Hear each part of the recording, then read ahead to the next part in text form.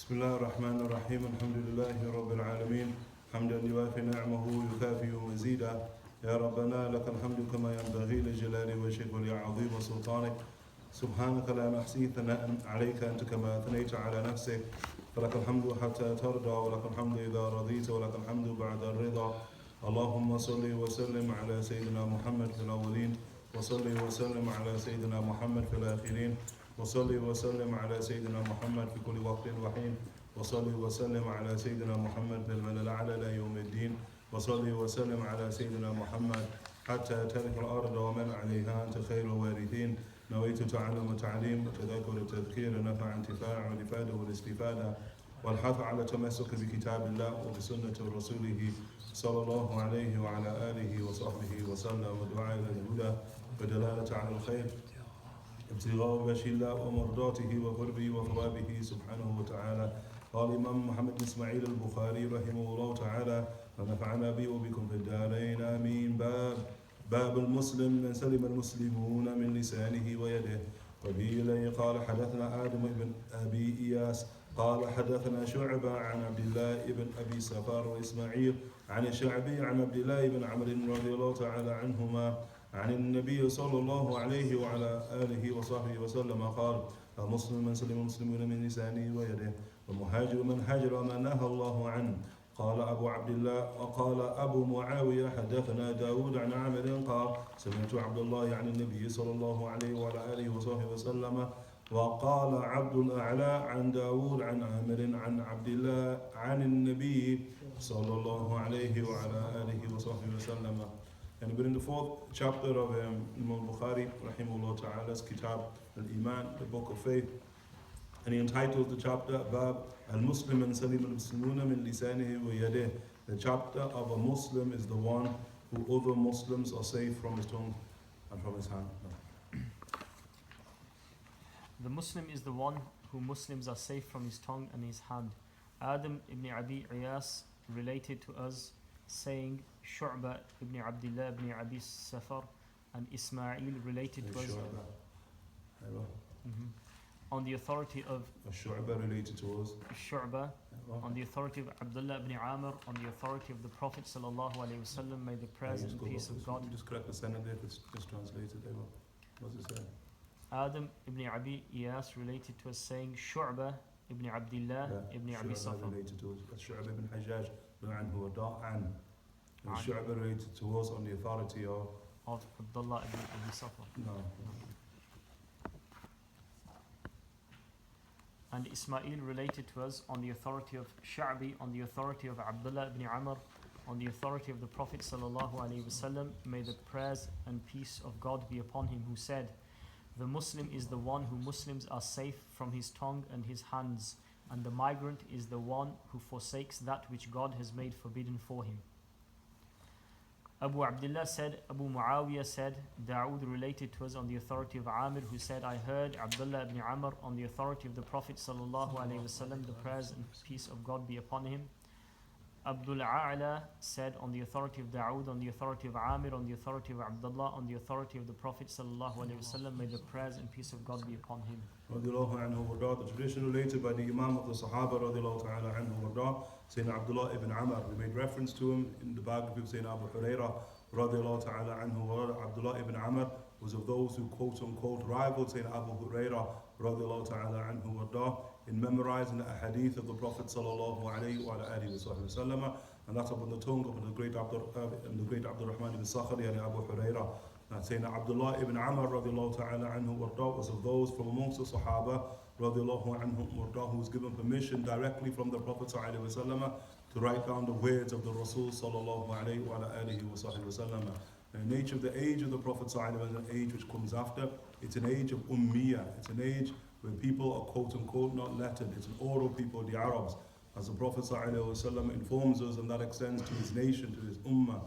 ﷺ in Sahih Al Bukhari, the Prophet ﷺ, he says, Nahnu ummatun ummiyah, that we are an oral or an unlettered nation. The Prophet ﷺ said, La naktub wa la nahsub, that we do not use letters and we do not use numbers. The Rasul ﷺ, he said, and that we will find dominant, prevalent in the age of the Prophet ﷺ amongst the companions of the Rasul sallallahu alayhi wa sallam. The primary rukhsa that the Prophet ﷺ gives the companions as it relates to writing is for the Quran faqat, just for the Quran. So the only thing that's going to be put into writing is the actual book of Allah subhanahu wa ta'ala by those who are amongst the companions who are quote unquote versed in the art of writing. Save that the Prophet sallallahu alayhi wa sallam, other than the Quran, he makes an exception for saying Abdullah ibn Amr, the Rawi here, radiallahu ta'ala anhu warda, giving him permission to write his words sallallahu alayhi wa alihi wa sallam. And that is rare in the age of the Prophet sallallahu alayhi wa sallam. It's rare in the ages that come after the Prophet sallallahu alayhi wa sallam from the Imams of the companions. The most shadeed, the most extreme in that regard was the age of Umar ibn Khattab. Umar ibn Khattab, never mind for writing a hadith, Umar ibn Khattab would jail you for even quoting a hadith. And he will lock you down inside of jail. That's why you find many of the companions, amongst them, from the 10, like saying Sa'ad Nabi Waqas, who was imprisoned by Umar ibn Khattab for quoting too many ahadith of the Prophet sallallahu alayhi wa alihi wa sallam. Ordinarily, the ulama, the way they understand it is that what they don't want to be distracted, either Sahaba, they don't want to be distracted, quote unquote, from the Quran, and the fear that writing down the words of the Prophet sallallahu alayhi wa alihi wa sallam, the obvious mistake could be made such that the words of the Rasul sallallahu alayhi wa sallam are intermingled with the actual words of Allah subhanahu wa ta'ala, quote unquote, for later generations. Abdullah ibn Amr, mashallah, an exception, and from the great Imams of the companions, and he well known for his assiduousness in worship, well known for his knowledge, radiallahu anhu warda, and he well known for his wara', radiallahu ta'ala anhu warda. And his father, likewise, and his grandfather, famous. And they are people who are enemies of the Prophet ﷺ at the beginning of the affair. And his grandfather is Al-As ibn Wa'il, and his father is Amr ibn Al-As. And they both of them at the beginning of the affair, they're enemies of the Prophet ﷺ. But it's never been said that the son here, Abdullah ibn Amr, was ever an enemy of the Prophet ﷺ. In that he comes out of that household. And they from what's called Banu Sahm. And Banu Sahm from Butun al-Quraysh, from one of the 12 clans of Quraysh. And they're of those clans of Quraysh that stood in opposition to the Prophet ﷺ, as well as the forefathers of the Rasul ﷺ, all the way back to the days of Abd Manaf, Banu Sahm. And obviously it manifests in sort of this great Sahmi, whose name is Al-As ibn Wa'il. For those who are mutali', who have a degree of understanding of seerah, you'll find that he's one of those sorts of prominent individuals, Al-As ibn Wa'il. And had to the point that he's even a compatriot of the Prophet's grandfather, Abdul Muttalib. And he's the one when the Prophet ﷺ, 15 years of age, which is Hilf al-Fudul, when they make that great pact, what's called Hilf al-Fudul, that's over Al-As ibn Wa'il. And the ijram, the actual tyranny and criminality of Al-As ibn Wa'il towards that Yemeni man that came from the tribe of Zubayd unto Meccatul Mukarramah. And then thereby, when the Prophet ﷺ manifests, Al-As ibn Wa'il becomes mujrim. He's the one Allah Ta'ala speaks about, أَرَأَيْتَ الَّذِي يُكَذِّبُ بِالدِّينِ. And then, أَرَأَيْتَ الَّذِي يُكَذِّبُ بِالدِّينِ, Allah Ta'ala speaks of the grandfather of Abdullah ibn Amr. His name is Al-As ibn Wa'il al-Sahmi. And from his loins comes whom? Amr ibn al-As. Amr ibn al-As ibn Wa'il the enemy of the Prophet ﷺ likewise. Once again, we study seerah, we see him, the reality of Amr ibn al-As inside of what? The hijrah, which is part of our topic here. The hijrah of what? The companions of the Prophet ﷺ, the second hijrah to Habasha. And the second hijrah there to Abyssinia, that you'll find Amr ibn al-As, he becomes the ambassador of Quraysh, who's trying to convince the Negus and Najashi to send back, say, the Ja'far ibn Abi Talib and Asma bint Umays and all those companions who were alongside them back to Mecca in order to face the steel of justice. But alhamdulillah, for this just and righteous man, as the Prophet ﷺ says in Sahih Al Bukhari about the Negus in and of himself, that he doesn't listen to the bel-bela that is coming forth from Amr ibn al-As. Although later, mashallah, ta'ala, as we know, that Amr ibn al-As the father, he's the father we're speaking about, will become Muslim. And just before Fath Mecca, between Khaybar and Fath Mecca, and Amr ibn al-As is going to enter into the fold of Islam after spending all of those years, showing enmity towards the Prophet sallallahu alayhi wa alihi wa sallam. And a wretched, wicked, saying that Allah subhanahu wa ta'ala prescribed for him to sabaqat al-azal inside the pre-eternity, that his state would flip such that he become from khair al-nas, radiallahu ta'ala anhu warda. And that's from the iqbal of the Prophet sallallahu alayhi wa sallam. Sayyidina Umar, he would say about himself, about the Prophet sallallahu alayhi wa sallam, kana Rasulullah sallallahu alayhi wa sallam yuqbil ala ashar al-qawm, that the Prophet sallallahu alayhi wa sallam would turn towards the most wicked of all people. Hakada sallallahu alayhi wa sallam. He would turn towards the wicked, the most wicked. Look at the Rasul sallallahu alayhi wa sallam, Yawm al-Qiyamah. The Prophet sallallahu alayhi wa sallam, he said, Yawm al-Qiyamah, that my shafa'ah has been reserved for Ahl al-Kaba'ir min ummati, from the people of big sins, the criminals from the ummah of the Rasul sallallahu alayhi wa sallam. Hakada is daydana, the nature of the Rasul, yuqbil ala ashar al-qawm. Sayyidina Amr ibn al-As used to say, wa kana yuqbilu alayya, and he would turn towards me. And it's that turning of the Rasul towards Sayyidina Amr ibn al-As, radiallahu anhu warda, mashallah, tabarakallah, he's going to become from khiyar al-nas, min adha al-nas, from the most intelligent, min adha al-Arab, they'll call him, from the most intelligent of all of the Arabs. In that day, which is the day of deep and profound intelligence, radiallahu ta'ala anhum wardahum. But from his loins comes the great Abdullah ibn Amr, radiallahu anhum. Of those Sahaba, the elder Sahaba, they say you will not see a son greater than a father. You're not going to see a son greater than a father. The fathers, the companions, they're greater than the sons. They say with the exception of Abdullah ibn Amr here. It's Abdullah ibn Amr, it's said that he's greater than his own father, yani Amr ibn al-As, radiyallahu ta'ala anhuma, mashallah, tabarakallah. And between him, which is important, people speak, often you'll hear that Balbala as an example, about people like saying that Aisha being married at 6 years of age, consummation at 9 years of age. That there is normal between men and women. So if you hear people there, the conversation. And Abdullah ibn Amr here, the difference in age between him and his father is 10 years of age. There's only 10 years between Abdullah ibn Amr and Amr ibn al-As. Which you're speaking about, he's being conceived when he's 9, Araftum, say Amr ibn al-As is conceiving, mashallah, tabarakallah, inside of his wife, Abdullah ibn Amr, when he's only 9 years of age. 10 years between father and son. Radiallahu ta'ala anhuma, mashallah, tabarakallah. And he becomes of the great Sahaba of the Rasul sallallahu alayhi wa alihi wa sahbihi wa sallam. You're not going to read in the abwab, in the corridors of knowledge, save that you will see him as an Imam, radiallahu ta'ala anhu warda. You're not going to read about the corridors of ibadah, of the worship of Allah subhanahu wa ta'ala, save that you'll see Abdullah ibn Amr therein. Look at the traditions there, saying Abdullah ibn Amr, where he used to recite the entire Quran in one day. Entire Quran in one day, khalas. Khatma, radiallahu ta'ala an. Fi ahdi Rasulillah, in the age of the Prophet sallallahu alayhi wa alihi wa sahbihi wa sallam. And then the Prophet instructs him, shahr. No. Finish it in a month. And he says, Ya Rasulullah, I'm young, healthy, strong, allow me to do more than that whilst I've got all of this strength. He says to the Prophet ﷺ, the Prophet ﷺ says, 20 days, do it inside the 20 days. He says, Ya Rasulullah, I can do more. Khalas.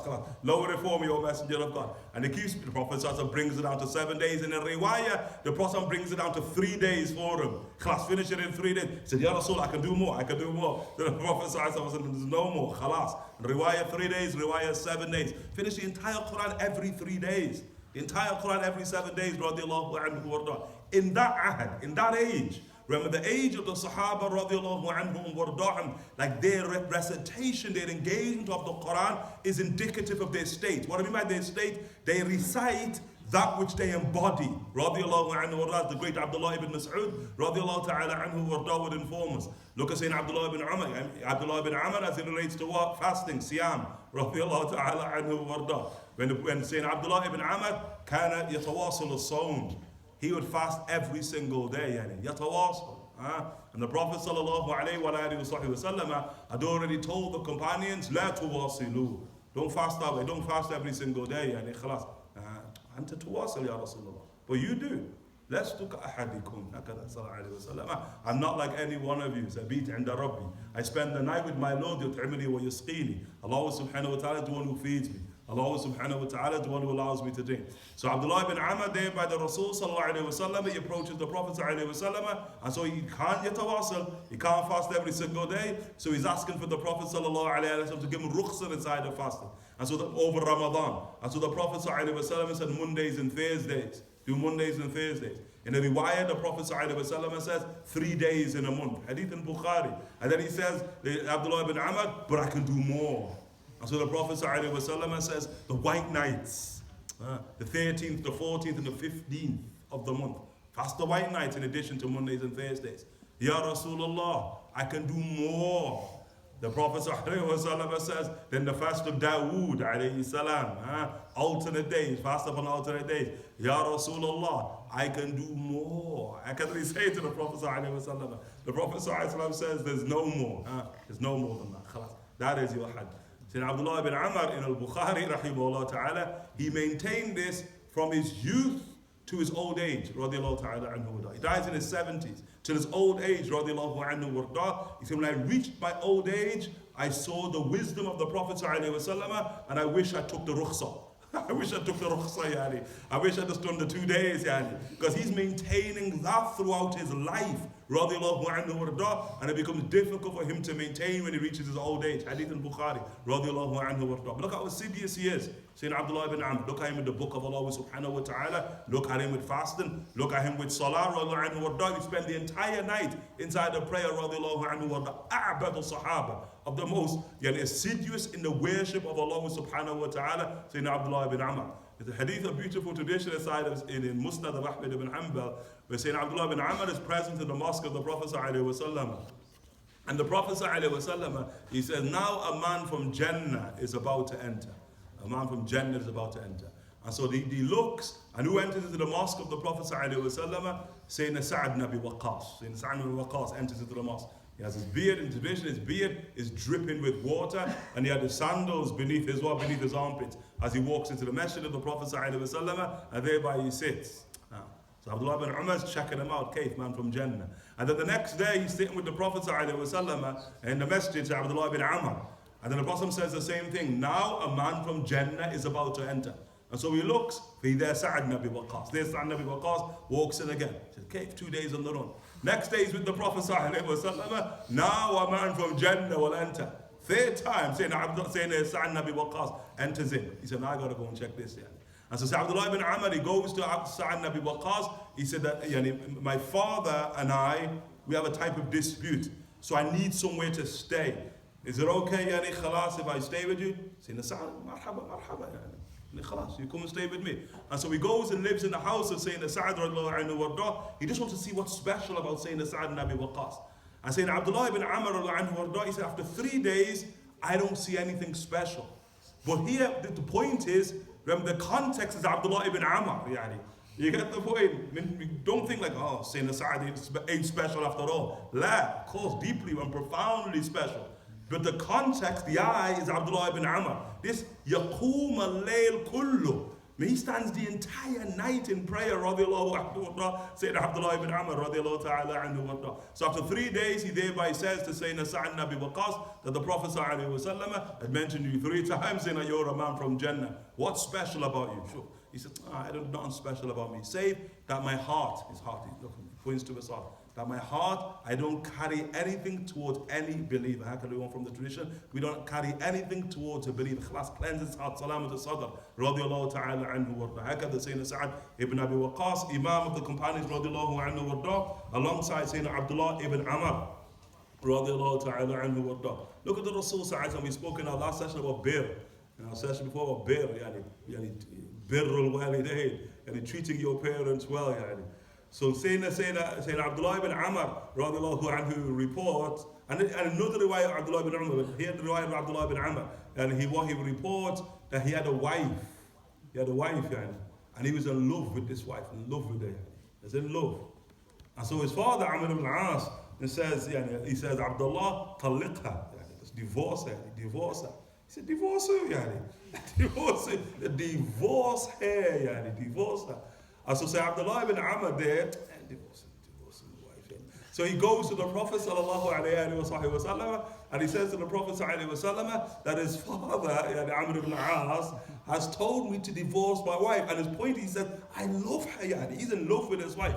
And the Prophet sallallahu alayhi wa sallam, he says, Ya Abdullah ibn Amr, O Abdullah ibn Amr, ati' abaka, obey your father.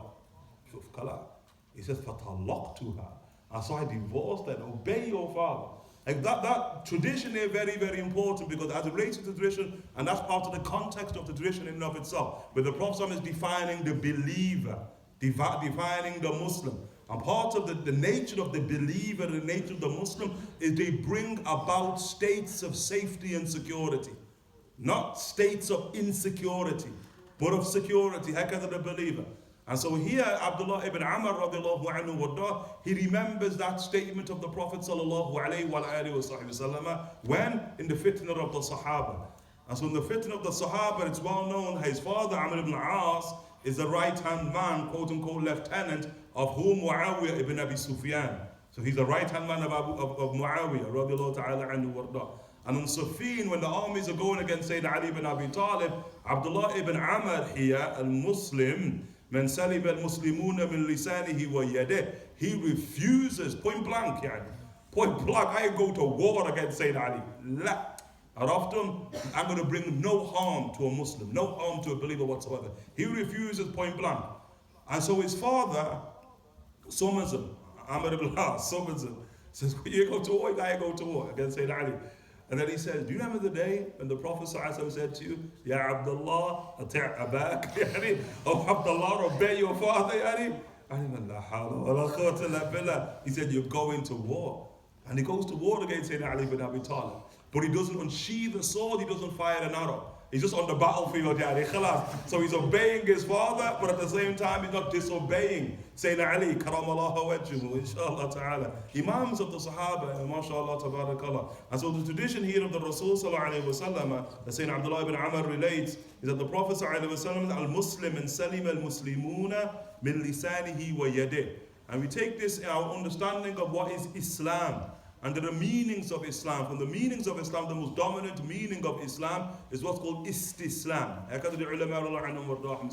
That Islam is about surrender to Allah subhanahu wa ta'ala. First and foremost. It's the deen of how we surrender and submit to Him subhanahu wa ta'ala. Okay? And that in our relationship, because the nature of deen of Allah subhanahu wa ta'ala, it's out al-mu'amala. In a hadith, people, ikhlas, they'll question the nature of its transmission, but the meaning, no doubt, sound, a deen mu'amala. That the religion is about conduct, how you interact with others. And al-mu'amala, naw'ain. Mu'amala is of two types. Mu'amala ma'al haqq wal mu'amala ma'al khalq. It's how you conduct yourself with Allah subhanahu wa ta'ala and how you conduct yourself with the creation of Allah subhanahu wa ta'ala. It's two-pronged. As it relates to Allah subhanahu wa ta'ala, Islam is istislam. It's surrender and submission to Him.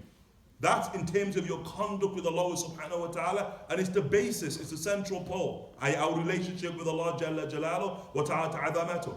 But as it relates to the creation of Allah subhanahu wa ta'ala, it's how do you put the creation of Allah subhanahu wa ta'ala in a state of safety and security. How do you secure them?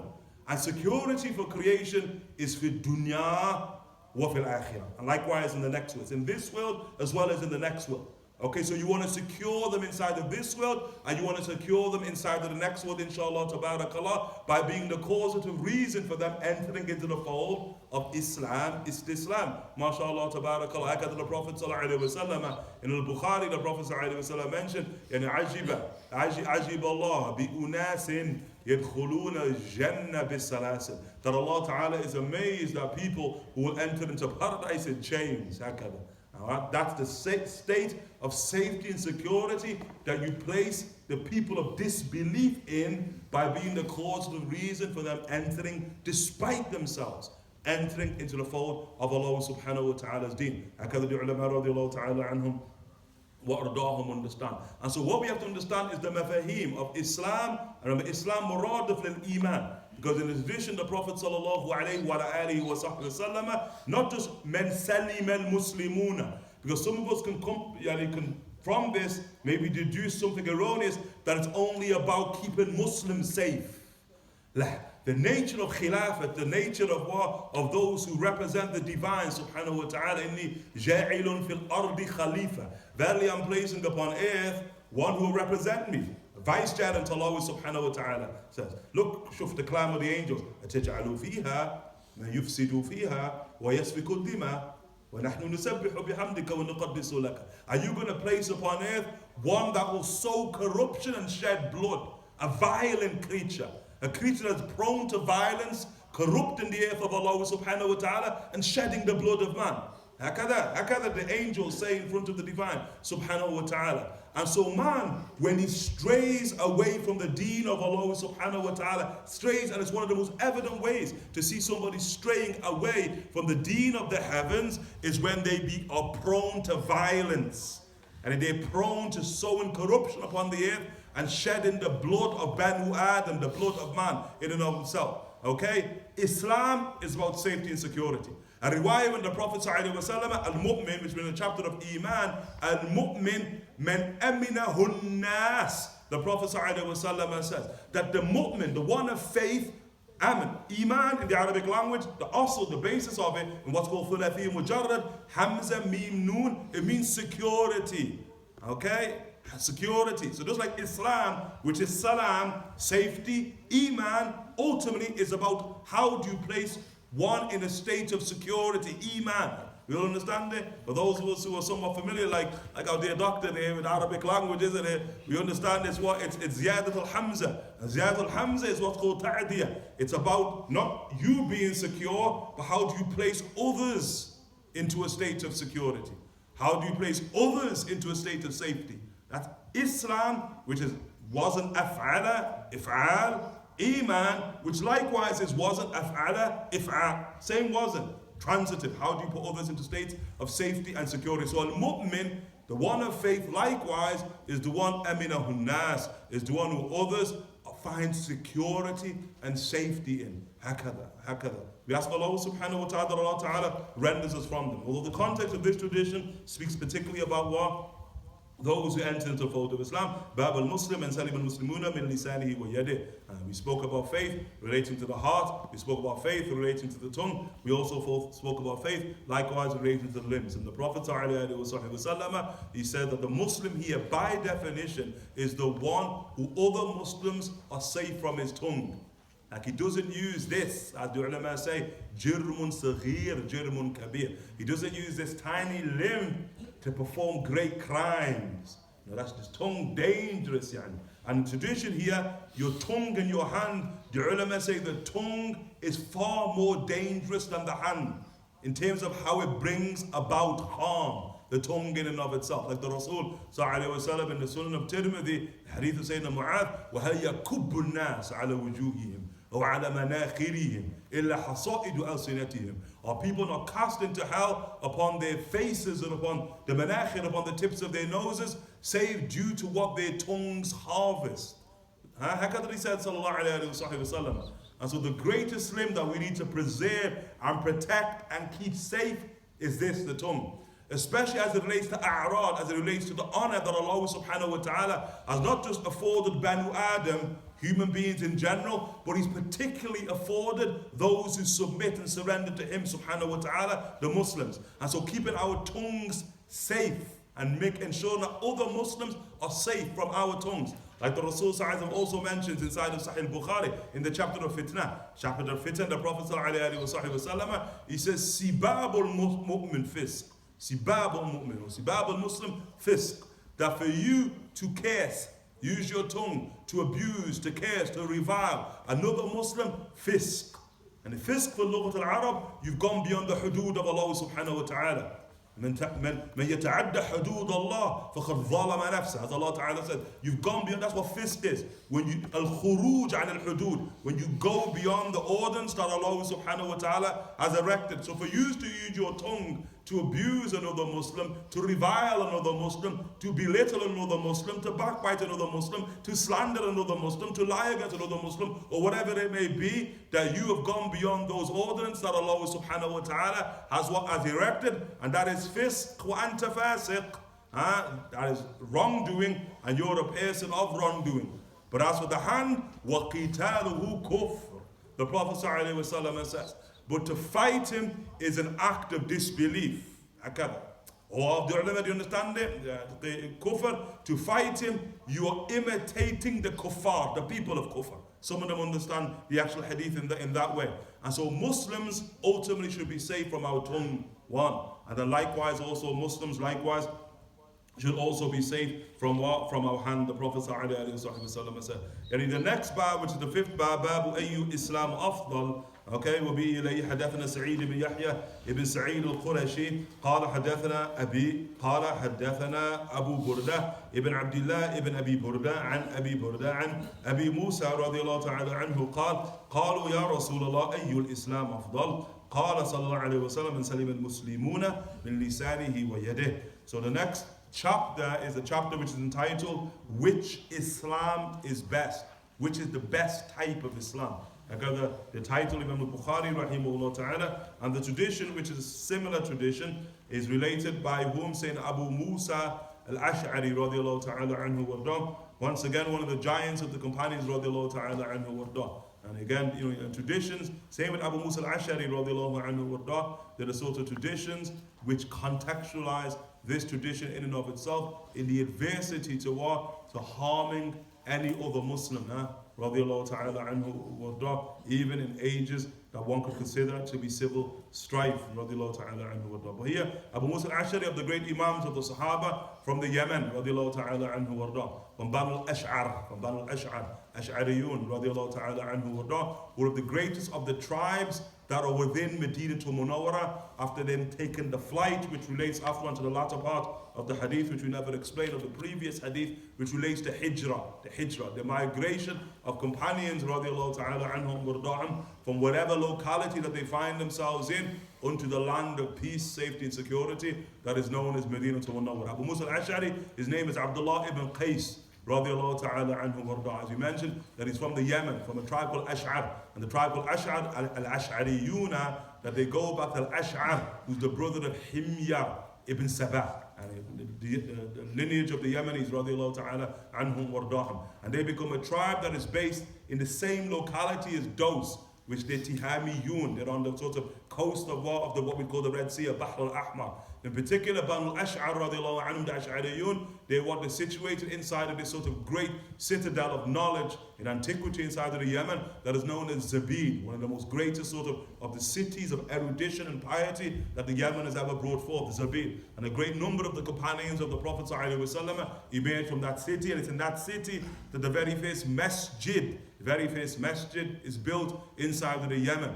And that masjid exists to this day, and it's called the masjid of the Ash'ariyuna, the Ash'ari masjid, from the tribe of Sayyidina Abu Musa radiallahu anhum warda'am, that they become Muslim inside of the Yemen, and they want to migrate to the Prophet sallallahu alaihi wasallam, 50 of them in number.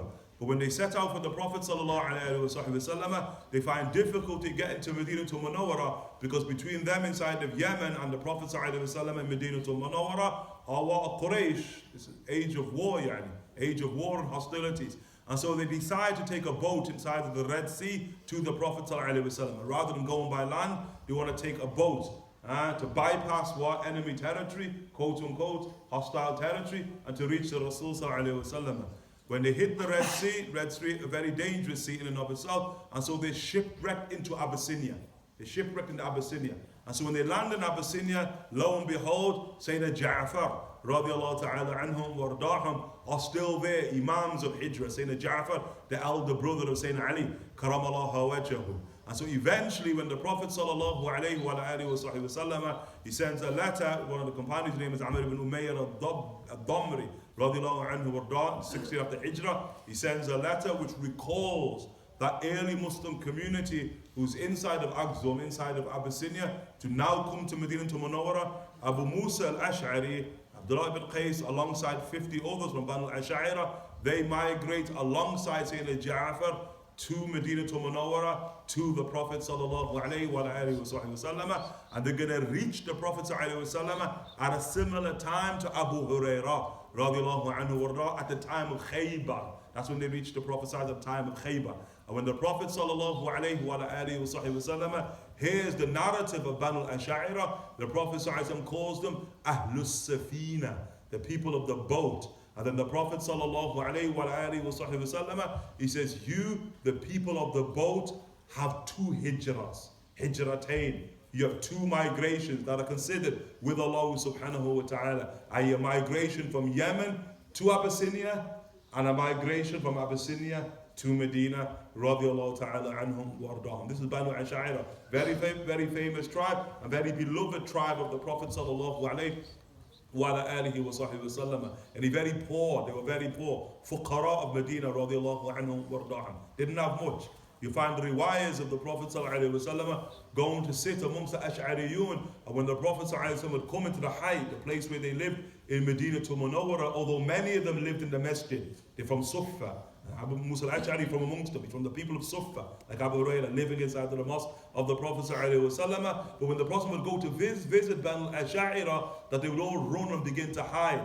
And they knew the Prophet was emerging. And so when the Prophet ﷺ says, why is it now I emerge, I come, and he's all running and hiding. And they would say to the Prophet ﷺ that they didn't have clothes to cover their aura. How can they didn't have the clothes to cover their aura? And they didn't want to be in front of the Prophet ﷺ exposing their aura. Look at fitra, that's fitra right there. Now the great Imams of Hadramaut, Ahmed Mashur al-Haddad, rahmatullah ta'ala alayhi, and he used to go to the Sawahil, the east coast of Africa, into the jungles of the east coast. He would go, radiallahu ta'ala, to call people to Islam. And he said sometimes he'd go to tribes inside of East Africa who never wore any clothes whatsoever. But he said they thought that when the great Habib would come, they would all begin to lie upon the ground, trying to hide their shame from him. And amongst each other, how can they can be? But when Habib Ahmed bin Mashur would come, they would all lie upon the ground, and covering their aura so that they wouldn't show their shame towards the great Imam radiallahu ta'ala anhu. Over 100,000 in the most conservative estimate, 100,000 people entered into Islam upon his hands.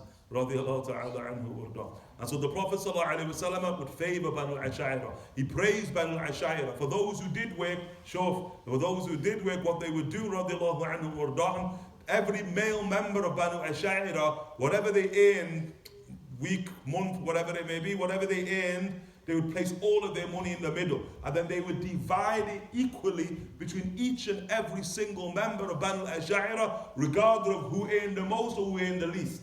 And it's a type of socialism, that can coexist beneath the greater rubric of the deen of Allah subhanahu wa ta'ala, quote unquote, as an economic system. Not that it's mafrood, not that it's imposed upon them, but it's something, mashallah, tabarakallah, they did min tiba nafs, Banu Ash'ari. That's those same people, radiallahu anhum wa ardahum, who come to the Prophet sallallahu alaihi wasallam in Jaysh al-Usra, Tabuk, in the Battle of Tabuk. And they poured, as we made mention of. Abu Musa from them, they poured. And they would ask the Prophet sallallahu alaihi wasallam for assistance, financial assistance, so they could march alongside the Prophet ﷺ towards Rome, to Tabuk. And the Prophet ﷺ said, the Prophet said, I don't have anything to assist you with. These are grown men, mashallah, grown men who want to go to war. Yabkoon, they just start to cry. How can they just start crying? That's what they call the Bakka'una. That's Banu Ash'ari. When you hear the term, the Bakka'una, the weepers of Banu Ash'ari, are they crying because they can't go to war alongside the Prophet sallallahu alayhi wa alihi wa sahbihi wa sallam. هكذا أهل اليمن أتاكم أهل اليمن هم أرق القلوب وألين الأفئدة. The Prophet sallallahu alayhi wa sallam said, the people of Yemen, they come unto you, they have the most tender of hearts and the softest of souls. He said, sallallahu alayhi wa alihi wa sahbihi wa sallam. Like we saw with Abu Hurairah, they will cry quick fast. They will cry in a minute, radiallahu ta'ala anhum warda'um. MashaAllah, tabarakallah, the Bakka'un. But the Imam of the Ash'ariyun, Abdullah ibn Qais, Abu Musa al-Ash'ari, radiallahu ta'ala anhu warda'um, of the great Imams of law, of Sharia, radiallahu anhu, of the Sahaba who reach a state of ijtihad, 7, 8, 10, 11, aqwal, radiallahu anhu warda'um, from amongst them, Abu Musa al-Ash'ari, reaches a state of ijtihad. I mean, ijtihad, that he has in farad, that he has his own madhab, radiallahu ta'ala anhu warda'um, as he approaches the law. Some of the tabi'een consider the way of Abu Musa al-Ash'ari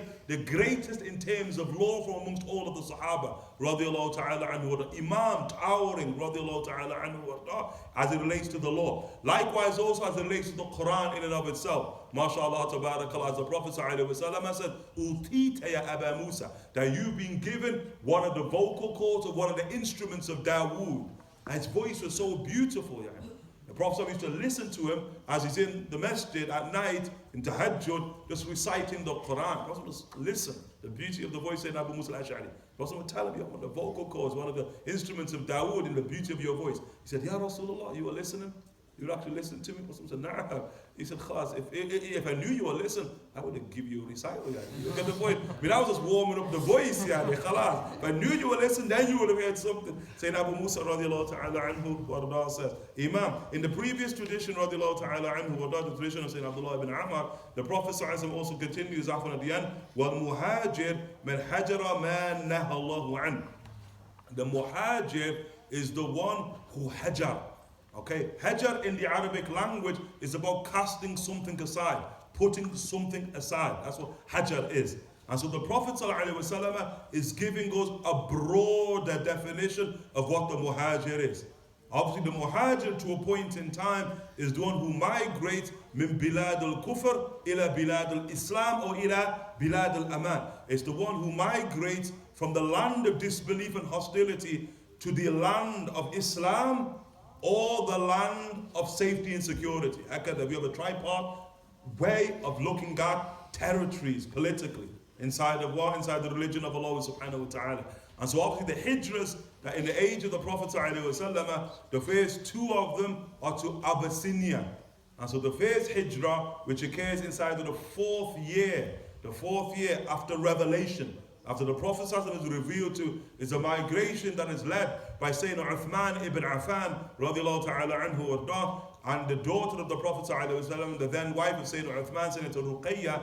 They lead a small group of companions under the instruction of the Prophet ﷺ to Abyssinia, Axum, due to the difficulties and the hostilities that are found inside the Mecca al-Mukarram. Okay? And that is called the first hijrah. Those, the great majority of them, will return back in the 5th year. After what? After revelation. Why? Upon the Islam of Sayyidina Hamza and the Islam of Sayyidina Umar. The belief that now Sayyidina Hamza and Abdul Muttalib and Umar ibn Khattab, who have now become Muslim, that it is now safe to come back to Mecca al-Mukarramah. Save that when they enter into Mecca, it's only got worse. And so thereby the Prophet ﷺ will now send a greater number, 103 odd. The Prophet is going to send them once again back across the Nutfa, back across the Great Sea to Abyssinia. And that one is going to be led by the great Sayyidina Ja'far, a tayyar, aviator, radiallahu anhu, who warda, as we mentioned, the elder brother of Sayyidina Ali ibn Abi Talib, and his great wife, Sayyidina Asma, then wife, Sayyidina Asma bint Umays, radiallahu ta'ala anhuma. And that is called the second hijrah, the second migration. But both migrations are to a land of safety. It's called Dar al-Aman. Many of the fuqaha will call it Dar al-Aman. And Aman here, safety and security. Aman, Iman. Okay? Man la imana la amana la. As the Prophet ﷺ will tell it. And so they'll migrate to the land of what? To Abyssinia in and of itself. And they, as we just heard, they will not return now back until like 15 years later. 15 years later, that's when they go to Medina to Munawwara upon the instruction of the Prophet ﷺ. They're what you call the first two hijras.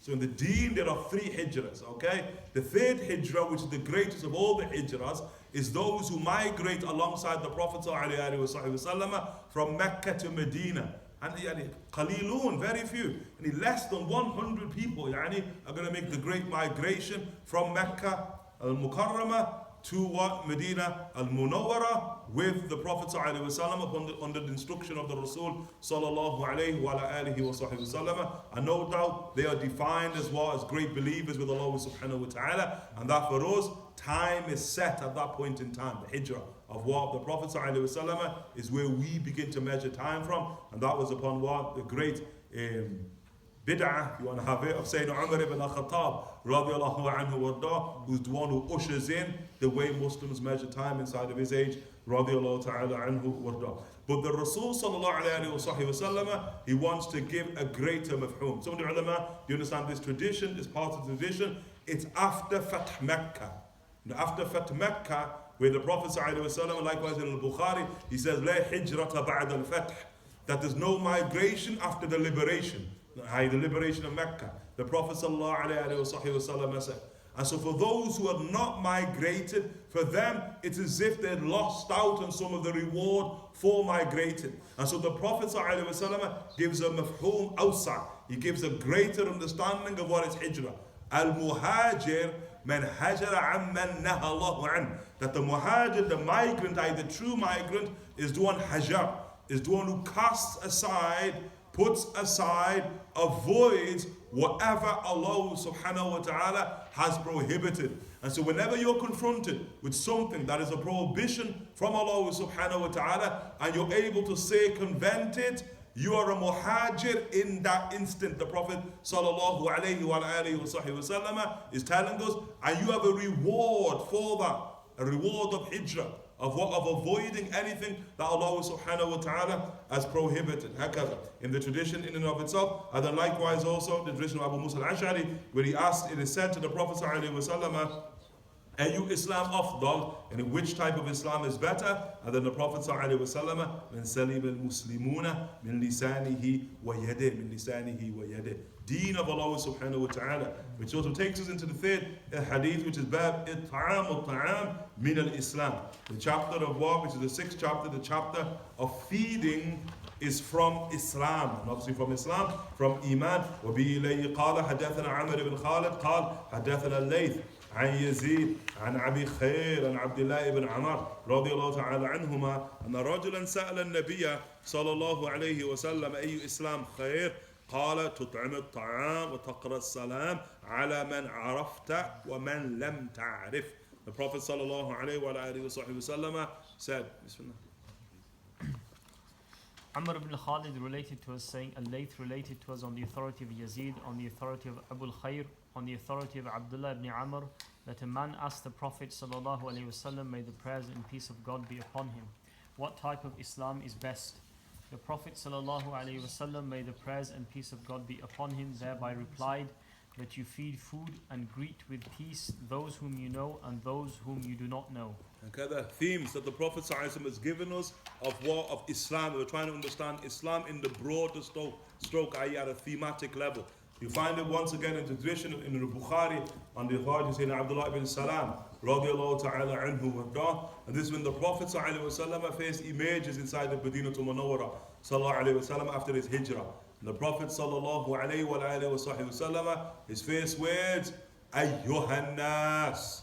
Hakadha the Prophet, Ayyuhan nas. He's addressing humanity. Because therein inside the Madinah Munawwara, present in front of the Prophet ﷺ, are those who have embraced the Prophet ﷺ from Bay'at al-Aqabat al-Ula, from Bay'at al-Aqabat al-Thaniya, from Sayyidina Mus'ab ibn Umair, radiallahu ta'ala anhum wardahum. There are Muslims already in Madinah Munawwara. But alongside Muslims, there are mushrikun, there are idolaters. And alongside the idolaters, there are munafiqun. There are people who are pretending, they're going to pretend to be Muslim, although their reality that they're not Muslim. And then alongside those are also Jews, likewise, the Jews of Medina to Munawwara. And Banu Nadir, Banu Qaynuqa', Banu Qurayza. There are different tribes, clans of the Jews, all present in front of the Prophet ﷺ. And so his address is a universal address. It's an address to humanity. Ya ayyuhan nas. The Prophet ﷺ says, Afshu salam. I can't face it. Afshu salam. Al-Itlaq, he says, although this tradition here, yuqayyid bi assalamu alaykum ala man ta'arif wa man lam ta'arif. It's given salams, the greeting of peace, literal greeting of peace upon those who you know and those who you don't know. But in the hadith in Bukhari, what we're speaking about here, the Prophet is not just speaking about greeting people in peace, believers or unbelievers. The Prophet ﷺ is speaking about spreading peace. Al-Muslim من سلم المسلمون من لسانه ويده. The Muslim is the one who other Muslims are safe from his tongue as well as from his hand. And he's a vehicle, a conduit of peace. Al-Mu'min من أمنه الناس. And a believer is the one who human beings find safety and security in. That is the true believer. The Prophet ﷺ is saying, Afshu salam. The Prophet ﷺ is saying, spread peace. And then the Rasul ﷺ hakada. And that is your duty towards humanity. That's your duty towards humanity. Then the Prophet's second duty, at'am al-ta'am. He says, now your duty towards, quote unquote, the deprived, the poor, the indigent, inside of whatever locality may you find yourself, at'am al-ta'am. Feed those who are hungry, feed the needy. The Prophet ﷺ said. Third of them, the Prophet ﷺ, your duty towards your relatives, dhul qurba. The Prophet ﷺ says, sil al-arham. Sil al-arham. He says, Maintain ties of kinship. Now this is the duty that you have towards what? Kith and kin. And then what? Now your duty to Allah subhanahu wa ta'ala. What is that? Sallu wa nasu niyam. And pray whilst other people are sleeping. And look what the Rasul is showing, goes, your duty towards humanity, your duty towards the poor of humanity, your duty towards kith and kin of humanity. It's like saying, Ar-Radhi Suhani rahimahullah ta'ala says, it's important for us in the age in which we live in, as we struggle and we endeavor to walk the higher planes of religiosity, that saying, Ar-Radhi Suhani rahimahullah ta'ala, he says, you cannot be prophetic until you're first human. Meaning the traits of humanity, human traits, have precedence over prophetic traits, because you're building an edifice here. And so here the Rasul sallallahu alayhi wa sallam here speaking of traits, mu'amalat al-khalq, how we treat creation before we treat creator. هكذا like saying Khadija radiallahu ta'ala anha wardaha, لن يخزي الله أبدا. Allah ta'ala would never humiliate you. Why? Because you are human. هكذا حديث Al Bukhari. Hadith Al Bukhari said Abu Bakr radiallahu anhu warda. The likes of you, ya Abu Bakr, Ibn Dughunna says to Abu Bakr, the likes of you are not cast out of Makkah al Mukarramah. Why? Because you are human. He quotes the human traits. That Abu Bakr radiallahu ta'ala anhu warda. Human beings. And we can't be prophetic unless we're first and foremost human. Some of us, nasal Allah salam al afiyah. Haqiqat al-amr yani. Some of us, nasal Allah salam al afiyah, as the Prophet says in Sahih Muslim, shayateen fi juthmani ins yani. Demons in human form. Nasal Allah salam al afiyah. And you have many people who are demons in human form who are trying to be prophetic. Demon ain't going to be prophetic, yani. They better become human first and foremost, inwardly and outwardly, before you even attempt to travel the path of the Rasul sallallahu alayhi wa alihi wa sahbihi wa sallam. And look at the age in which we live in. Subhanallah. It's like khalas, clock ticking. It's clock ticking to the age of haraj. Hadith of Sayyidina Abu Musa al-Ash'ari inside Al Bukhari radiyallahu ta'ala anhu warda, where the Prophet said, وَيَكْثُرُ الْحَرَجِ, and the haraj will become prevalent. The Prophet sallallahu alayhi wa sallam has said, okay, Abu Musa al-Ash'ari, وَمَا الْحَرَجِ يَا رَسُولَ اللَّهِ. He asked, what is haraj, O Messenger of God? The Prophet said, al-qatal, murder, killing. هكذا the Prophet صلى الله عليه وسلم said. شوف نحن سنرى هذا رأي العين an age of just killing that has no explanation whatsoever. You can't explain it within the context of religion. You cannot explain it within the context of humanity. As the Prophet ﷺ Bukhari tells us, when the killer doesn't know why he kills, and the one who's killed doesn't know why he was killed. Nobody is the wiser as to why people are dying. That's what Allah salam wa afiyah. Hakada the age in which we live in. We ask Allah subhanahu wa ta'ala for safety and security from the age in which we live in. And that's why it's that type of age where the Prophet sallallahu alayhi wa sallam said, عَلَيْكَ بِخَاصَةِ نَفْسِكَ وَدَعْلَ الْعَامَةِ. The Prophet sallallahu alayhi wa sallam said, you better take care of number one. How can the Prophet take care of number one? Forget the jama'ah in the public and the public interest. Forget that. Are often some of us, no doubt they're the same people, mashallah, tabarakallah, leave them to what they've got to do. They're the people who can khalas, they're the shepherds, isn't it? They're the ones who can take care of what's in sort of the public domain in the best interest of masses of people. You and I, by and large, we got to take care of number one. The age is a very, very difficult age, and rahimullah imra'in, may Allah ta'ala bestow mercy upon the slave, who understands the age in which he lives in. He understands his age. And for us as Muslims, khalas, why we're fortunate is that the Prophet sallallahu alaihi wasallam has told us about this age.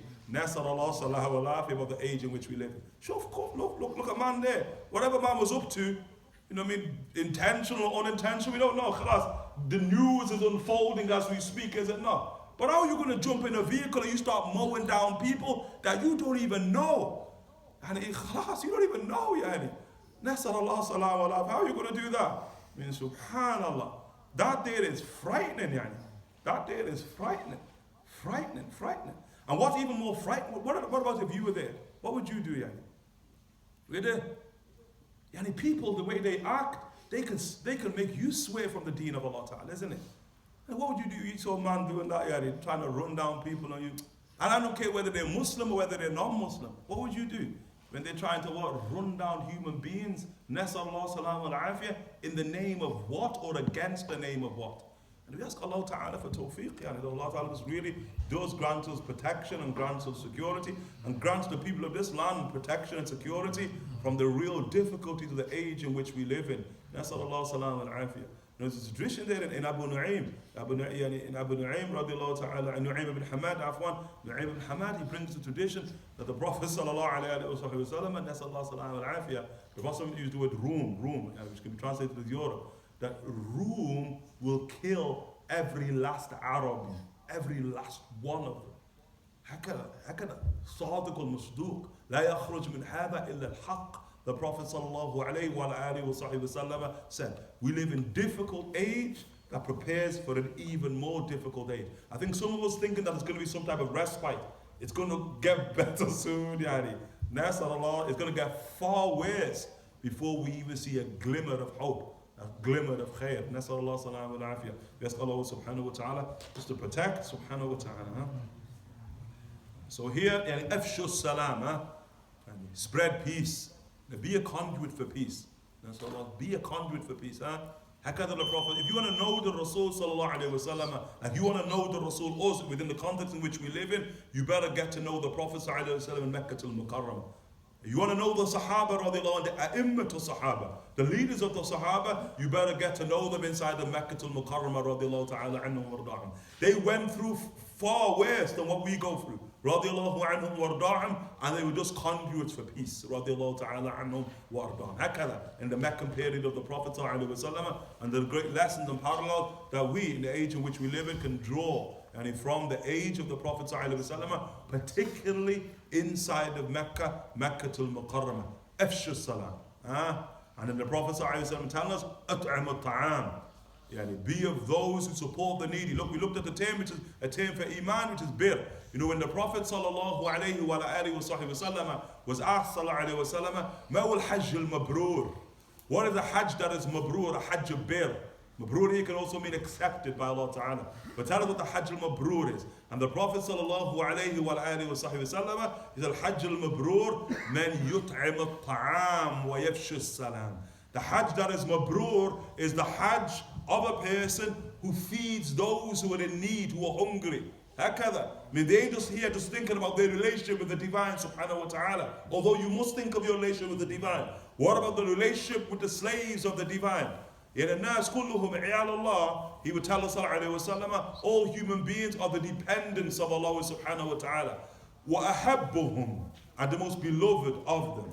وأقربهم, and the closest of them. إلى الله, to Allah. أنفعهم لعياله, are those who benefit the dependence of Allah subhanahu wa ta'ala most. هكذا. That's how you prepare love of the Divine and proximity to the Divine. And that's how your Hajj is maqbool, accepted by the Divine subhanahu wa ta'ala. Yufshi salam wa yut'im al-ta'am. The Prophet sallallahu alayhi wa ala alihi wa sahbihi wa sallama. And hakada. And you follow the greats of religion. Look at the Sahaba radiallahu anhum wa ardahum. And look at Allah subhanahu wa ta'ala. And this here, again, a human principle. That's why you find the verse inside the chapter of humanity is Surah Al-Insan. هل أتى على الإنسان حين من الدهر لم يكن شيئا مذكورا. Until Allah subhanahu wa ta'ala says, ويطعمون الطعام على حبه. Now look at them. يطعمون الطعام, that they will feed people, feed food على حبه. As mentioned, on the love of Allah subhanahu wa ta'ala, or despite their need for that food. Miskina wa yatiman wa asira. Whether it's somebody who's poor, whether it be an orphan, or whether it be even a prisoner of war, a non-Muslim, not just a non-Muslim, enemy combatant, that they will feed them, they will take care of them. Radiallahu anhu. Those people of Mecca after Badr, when the Prophet commanded that they be taken prisoners, they lived large. They were living large in Medina to Munawwara. They were saying that the Sahaba radiallahu anhum were treating them better than they were treating themselves. هكذا the Sahaba radiallahu anhum ورداهم نسأل الله السلامة والعافية إنما نطعمكم لوجه الله. We feed you for the sake of God. لا نريد منكم جزاء ولا شكورا. We do not want any reward from you, nor do we want any thanks from you. Min Allah, from Allah subhanahu wa ta'ala. cave. And then that day the verse revealed in relation to Ahlul Kisa. It's revealed in relation to Sayyidina Ali bin Abi Talib, Sayyidina Fatima Zahra, Sayyidina Hassan Hussein radiallahu ta'ala, and Sayyidina Ali bin Abi Talib goes into Medina to Munawwara and he works. He says Sayyidina Ali bin Abi Talib used to carry things like a porter, Hakada used to earn his money, radiallahu anhu warda. Fasting the entire day, Ahlul Kisa fasting. And Sayyidina Ali bin Abi Talib radiallahu anhu warda, he earns just enough money to buy some food for them, that blessed house, to break their fast with. And so Sayyidina Fatima radiallahu ta'ala anhu warda, he prepares the food. And then come Maghrib, Maghrib time when they're about to break their fast, knock knock on the door, knock knock. Who's there? Who is there? An orphan. I'm hungry. They take the food that they have for that night, they give it to the orphan class. And they spend that entire night without any food whatsoever. Ali bin Abi Talib goes out the next day, earns a bit of money, buys enough food, they're fasting again at Ahlul Kisa, in order, mashallah, tabarakallah, for them to break their fast. Maghrib comes, knock knock. Who's there? Khalas. Miskin, miskin. It's a poor man. Khalas, needs some food. SubhanAllah, they feed. They have no food, 2 days.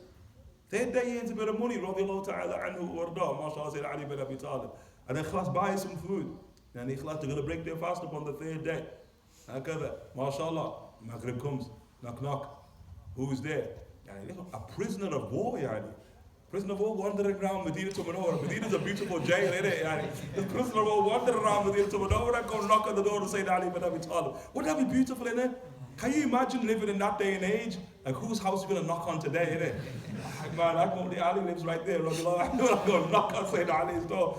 And you know, when you knock on that door, the Sahaba are givers. As the Prophet says in Tabarani, radiallahu anhu wardan, kathirul mu'tul wa qalilun sa'ilu. That the majority of you just givers, you just give. You knock on the door of a companion, you know they're going to give, So what about the door of Rasulullah sallallahu alayhi wa alihi wa sahbihi sallam, givers? And they give the food where you beat that they spent the night. But look at Allah subhanahu wa ta'ala, la nuridu minkum jaza'an wa la shakura. إنما نطعمكم لوجه الله. We feed you for the sake of Allah Ta'ala. So jaza wa shukr min al-shakur subhanahu wa ta'ala. We want that from Allah Jalla Jalaluhu wa ta'ala azabatuh. And that's why you find a beautiful tradition. The Sahaba, subhanallah, it's ajib, they're well. The Prophet sallallahu alayhi wa sallam there in the masjid, sallallahu alayhi wa sallam, and he's with Sayyidina Sayyidina Abu Dhar al-Ghifari rahimahullah ta'ala. And so the Prophet says to Sayyidina Abu Dhar al-Ghifari radiyallahu ta'ala anhu wa Jundub ibn Junada, go to the house of Sayyidina Ali karamallahu wajhuhu and call Sayyidina Ali bin Abi Talib for him. And so Sayyidina Abu Dhar anhu, he goes to the house of Sayyidina Ali bin Abi Talib, knock knock, no answer, knock knock, no answer, knock knock. No, he's knocking 3 times, sunnah, khalas, he returns back to the Prophet sallallahu alayhi wa sallam, خلاص Ali bin Abi Talib's not home. Look, لا يخرج من هذا إلا. You think the Prophet will send you on a wild goose chase? You think they're going to go knock on someone's door as if to check if they're in? The Prophet sends you there, they're there. I said, go back, call Sayyidina Ali for me. He's like, سمعا وطاعة. He goes back to the house of Sayyidina Ali bin Abi Talib, he's knocking on the door. And خلاص, Ali, no answer. So Abu Dhar al-Ghifari, maybe he shouldn't have did it, but he did anyway. So Abu Dhar al-Ghifari radiallahu anhu, he starts listening and he can hear something like a mill grinding, a mill grinding. So Sayyidina Abu Dhar jumps the wall. He shouldn't have did it, innit? But khalas, he did. And he jumps the wall and he looks over the wall and he sees like a mill grinding all by itself. I know you're thinking Moulinex and all of that type of stuff, but it's not in the age where you have automatic mills that grind by themselves. A mill in those days needs a miller. It needs somebody to like tear it, it's just grinding all by itself. And Abu Dhar is like, what the? And so he jumps down, radiallahu anhu, and then the door opens and Ali ibn Abi Talib was rushing out. He said, were you calling me, Ali? And he said, yeah. The Rasul sallallahu alayhi wa sallam, I want you, Yani. He says, yeah. And so Sayyidina Ali and Sayyidina Abu Dhar, they go to the Prophet sallallahu alayhi wa sallam, and Sayyidina Ali sits in front of the Rasul sallallahu alayhi wa sallam, and Abu Dhar is like looking at the Rasul. And then he's just like standing between the Rasul or between Sayyidina Ali. And then the Prophet sallallahu alayhi wa sallam says, Ma bika ya Abu Dhar? He said, Ya Abu Dhar, Yani, what's with you? And Abu Dhar says, Ya Rasulullah, I've just been to his house, Yani. And I saw the mill grinding all by itself. Hakada. The age is a beautiful age. And the Prophet ﷺ says, Naam ya Aba Dhar. Yes, O Abu Dhar. Allah subhanahu wa ta'ala has designated an angel to grind on behalf of that family to Yawm al-Qiyamah. Ahlul Bayt, the people of the family of the Rasul sallallahu alaihi wasallam, to provide for them. But why? What's the illah? Why? يُطْعِمُونَ طَعَامَ عَلَى حُبِّهِ كَيْفَ مَا تُدِينُ تُدَانُ. As you treat others, likewise you also shall be treated. How can the beauty of the religion in and of itself? And you see it no more evident in terms of the divine subhanahu wa ta'ala as how you treat the slaves of Allah subhanahu wa ta'ala. Like with sadaqah. Guaranteed, you should do it. You should have a book, where you I'm not saying you should, but I'm just sort of suggesting, you should have a book where you sort of put your sadaqah. Okay, I'm giving out X amount of money. Should just wait. Allah Ta'ala going to return. Of the Imams, radiallahu anhu, they would see it come back tenfold, You with it? When they give, now they just anticipate Allah is going to give them. And it will come back tenfold every time. رضي الله تعالى عنهم وارضاهم. هكذا كيف ما, as in Tirmidhi, كيف ما تدين تدان. As you treat others, likewise you shall be treated. يطعمون الطعام ما شاء الله تبارك الله. We ask Allah subhanahu wa ta'ala to render us from them. وتقرأ السلام على من تعرف عرفت ومن لم تعرف. And then likewise also you give salams to those who you know and you don't know. Later by Sayyidina Abdullah ibn Amr. Later also hadith similar by Sayyidina Abdullah ibn Umar. It's Abdullah ibn Umar as an act of ibadah. Abdullah ibn Umar, Abdullah ibn Umar ibn Khattab, that he would walk through the streets of Medina to Munawwara for no other reason than to give salams. Hakada. Just walk through. Assalamu alaikum wa rahmatullah, assalamu alaikum wa rahmatullah. Hakada. Just give salams to everybody who he knows and who he doesn't know. Radiallahu ta'ala anhu warda. Remember the sir, there's a sir. Secret of salam is a dua. Allahumma anta salam. منك سلام وإليك يعود السلام. Salam, you're asking for salam in Allah, and if you asking salamu alaykum wa rahmatullahi wa barakatuh, like in Sahih Muslim, wa maghfiratuh, you're giving all of that to a person. What then is Allah subhanahu wa ta'ala giving you? Give him to deen to that. Hakada the Prophet told us that you have an angel there when you're making dua, and the angel says وَلَكَ مِثْلَ وَلَكَ مِثْلَ وَلَكَ مِثْلَ. Every dua that you make for someone else, the angel's saying, and you're getting the same, and you're getting the same, and you're getting another riwayah, the angel said, Ya Rabb, oh my Lord, give him the same. Oh my Lord, give him the same. For every time you're making dua for somebody else. And salam is a dua. Assalamu alaykum wa rahmatullahi wa barakatuh. No, mashallah, tabarakallah, azim, those words are azim inside of the malakut, mashallah, tabarakallah. You practice, inshallah ta'ala, because they're the first word you hear in Jannah, isn't it? First words, Salamun alaykum tibatum fadukhuluha khalidin. Hakada Ridwan, the angel of Jannah says, Surah Al-Zumar, tells us salam's first word you hear. In a riwayah that the people of Jannah, when you enter Jannah, you'll be saying salam for 3 days. 3 days. Get to practice it now. Salam, salam, salam. You in Dar es Salaam, all you saying is salam. And you ain't that kayfa ma tudin to that, how you treat people here, how can you be treated there, inshallah ta'ala? Salam, inshallah, tabarakallah. We ask Allah subhanahu wa ta'ala. Ummah's ajib, the ummah of salam. Look at the greetings. Allah ta'ala could have said, what the Prophet ﷺ could have said, give us, when you meet another Muslim, say hello. All right. Hello, lad. All right. That could have been our greeting, innit? But we got Assalamu alaikum wa rahmatullahi wa barakatuh. Even to non-Muslims like the Prophet ﷺ to Qaisar in Al Bukhari, Assalamu ala man ittaba'a al-huda. Look at the something there. Peace upon the one who follows guidance. Even there the Prophet greeting those who are not even in the faith. That the Prophet only wants to give salams. Look at the rest of the Jews in Medina to Munawwara. Assalamu alaikum. They say to the Rasul, A'udhu billah, poison be upon you. Look, Samu alaikum. Death be upon you, they say to the Prophet sallallahu alaihi wasallam. And the Prophet sallallahu alaihi wasallam, wa alaikum as-salam. I probably ain't going to react to that, He didn't react actually. The Prophet sallallahu alaihi wasallam said, Aisha kayf ya Rasulullah. They want death upon you, and you want peace for them. And the Prophet ﷺ, those beautiful words, a container only pours out what it contains, Ya Aisha. Isn't it? Now all he's got in him is salam, sallallahu alayhi wa sallam. And that's all he can pour out is just salam. Sallallahu alayhi wa alihi wa sahbihi wa sallam. We ask Allah subhanahu wa ta'ala salam to render of those who duly earn his salam. Jalla jalaluhu wa ta'ala ta'adhamatuhu. Do you have any questions? Inshallah, tabarakallah. Any questions? Any questions? Inshallah ta'ala. Yes, yesterday you mentioned dua, and the qibla of dua is obviously the sky. Can we just clarify that it gives an impression that Allah subhanahu wa ta'ala is in a direction? No, there's no funny people here. I mean, we want to establish that, isn't it? You ain't funny people, are you? No funny people here. We all good. Everyone knows Allah's not in the sky, isn't it? They ain't with Jack and the Beanstalk here, is it? Yeah, we all good. We're all good in here. You looking at me like as if you are you good, You got a green turban on. You better be good, yeah. I don't think it needs explanation. Please. Also, the anthropomorphist is the agreement that is the anthropomorphist is a disbeliever. An anthropomorphist, there's not an agreement that the anthropomorphist is a disbeliever. And often that's not an agreement. The mujassima, that's the one who believes that Allah subhanahu wa ta'ala is corporeal, that Allah ta'ala carnate subhanahu wa ta'ala, that Allah ta'ala is a form of jism. Jalla jalala wa ta'ala ta'adhamatu amma yasifun yani. The one who believes that, the hukm is not an issue of disbelief. The hukm is a hukm of what? Of bid'ah. That they're people of bid'ah, and obviously that's grave. Yani. It's a contradiction of the sunnah of the Prophet ﷺ. Danger of being snatched right there at the hold of the Prophet ﷺ. Suhqa, suhqa, suhqa, suhqa.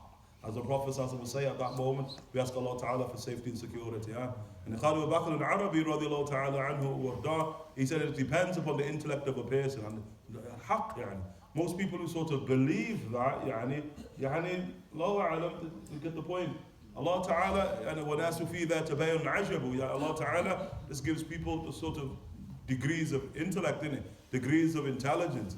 And people who believe that, they sort of somewhat lack intelligence. If that's the furthest your mind can go, remember theology, aqeedah is about regulation of the mind. If that's the furthest your mind can go, nas'Allah salam and afiyah.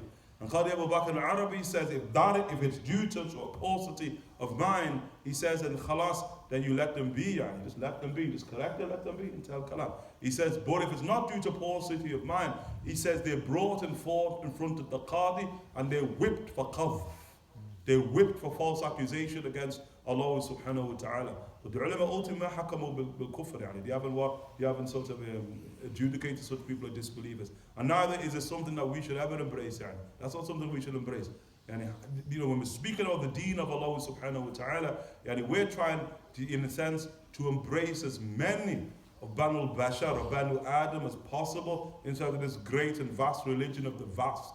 Okay? That there is one of the clearest ways you distinguish the people of the Qibla from those who have missed the Qibla. Is that the true people of the Qibla, they want this ummah, mashallah, tabarakallah. So that the Prophet sallallahu he become an ummah yawm al-qiyamah. Like Sayyidina Umar ibn Khattab, he used to say that he never sort of engaged women to engage women. You get the point? But he engaged women, Sayyidina Umar ibn Khattab says, so the Prophet ﷺ could boast Yawm al-Qiyamah about the size of his nation. Have you got the point? He wants a lot of children, Umar ibn Khattab, so he can make the sawad, the actual ummah of the Prophet ﷺ, grow bigger and bigger and bigger and bigger and bigger. And in that, as Muslims, you got to deal with Muslims, all colors, all shapes, all types of ideas, especially in our day and age. I guarantee you now, we spoke Islam in this room, and this room alone, everybody's got funny ideas in it. Everyone has got their own funny ideas about what the deen of Islam is, but somehow we've got to sort of, not say invalidate it, we just got to embrace it. You get the point? Like one of our shuyukh from Hadramaut, he said, Ha'ullah, he said, these people, he's from the Mujassima, he said, Majaleen, he said, Majaleen, they're impaired intellectually, so you treat them like Majaleen. Now you see somebody who's impaired, you get the point, probably use a political correct word, that's what in it, impaired, mentally impaired, mental health issue. Although now they tell us that they're over now, in the book of mental health, how many, they said over 300-400, different what? Different dispositions of impairment that would now be considered mental health. And the telling goes, all of us are nutty, yani. Every single one of us here. Every one of us. Some of our brothers there in Liverpool, they fear that they're sort of going a bit doolally, yani, because they're inside of the book of mental health. Some of the brothers are even feeling it. You know those what are they called? Those questionnaires, what are they called? Self-analysis. One of the brothers came out as a psycho, yani. He came out as a psycho. That's Allah subhanahu wa ta'ala. But that's Allah. Like كمجانين يعني هكذا مجنون رحمة يعني. Give such people rahmah. يعني خلاص. They don't know what they say. And Allah subhanahu wa ta'ala got eyes, Allah ta'ala got face, Allah subhanahu wa ta'ala got shins, Allah subhanahu wa ta'ala got feet, Allah subhanahu wa ta'ala got fingers and toenails, subhanahu wa ta'ala stands, sits, comes, goes, ascends, descends, and he's there in the sky. That's Jack and the Beanstalk. Yeah. It's just Jack and the Beanstalk straight up. And that's what Jack and Beanstalk is about. Yeah. I'm not making Jack and the Beanstalk. It's about the tyrannical God inside of the heavens. That's what it's actually about, based upon. That's Mujassim right there. But often, funny people. We're not making fun of them, but they're funny. Often. When someone says that to you, you should be like, Muslims in the age, which is a sad age, innit? Sad. Like, even tonight, we're in pain. We're in pain. You get the point? Sharul al-Biliya yudhak, the Arabs say. The greatest tribulations are comical, innit? We need something to make us laugh, innit? And so when somebody starts saying, speaking nonsense like that, you just gotta say, subhanallah, innit? But make sure you don't allow them in your masajid, take over the minbar. That's what we would say, yani. You know what I mean? We're not that open. That they hit the minbar and they start standing upon the minbar and they start sort of instructing us how Allah subhanahu wa ta'ala is. But what's important, each and every single one of us, we've got to become quote unquote defenders of this faith by becoming people of knowledge in and of itself. You don't need somebody to come and explain to you how the Lord that you worship is. That there's something wrong, yani. If you need someone to come and tell you how Allah subhanahu wa ta'ala is, something wrong right there. Have you got the point? And we should know Allah. We should know Rasulullah sallallahu alayhi wa alihi wa sallam, and there's no greater protection from quote unquote innovation than sound, quote unquote sound creed, inshallah tabarakallah. Actually, so when we're greeting non-Muslims in this day and age, what wording should we use? We greet non-Muslim. Yes. Hello. All right, lad. In terms of spreading peace, but using terms like hello, but I'm just thinking about the word peace. Obviously with Muslims we actually use the word peace, but would there be kind of an equivalent that we could use? And with Ahnaf permissible to use salam? There's two opinions. Two opinions, no. There you go. Obviously, you're not going to say in Arabic, though, is it? You can do, yeah. Peace. just give me one of those with a little spin on it. Peace. I've got two questions. And what's important, yani, is that towards them, it's what's in the heart, isn't it? In a sense, I'm talking with the non-Muslims, whatever way you're going to sort of employ to greet them, what's important, your heart is filled with sort of love and peace towards them. I think that's what's most important. And your conduct towards them reflects that. That's what's really important. Two questions. Easy one first. Said there was 3 hijris. There was one Mecca to Medina. The first 2 are from Mecca to Abyssinia. They're the first 2. And the third one is from Mecca to Medina. That's the great hijrah. Now the hard question.